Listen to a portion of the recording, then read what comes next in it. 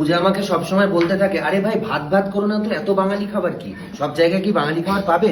এবার আমি ওকে মুখের ওপর জবাব দিয়েছি, কারণ আমি এসেছি পূজা ট্রাভেলস ইন্ডিয়ার সাথে, আর কলকাতা এখন প্রায় মাইনাসের দিকে রান করছে টেম্পারেচার। দেখো বাঙালি খাবার এত উঁচুতে পাওয়া যায়, তোমরা দেখাচ্ছি এসো।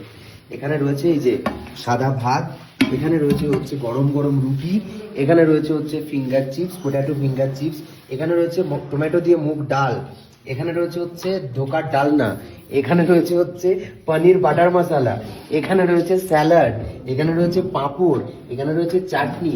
দেখো তুমি যে বলছিলে আমি এত উঁচুতে বাঙালি খাবার পাবো না, পেলাম কি না বলো? পেয়েছো। হ্যাঁ, তো এখন বাঙালি খাবার দিয়ে করবো থ্যাংক ইউ বলো। এর জন্য thank you Puja travels India, অনেক ধন্যবাদ যে এত উঁচুতে নিয়ে এসো আমাদের, এত সুন্দরভাবে পরিবারের মতো ঘরোয়া ভাবে বাঙালি খাবার খাওয়ানোর জন্য, আতিথেয়তা করার জন্য।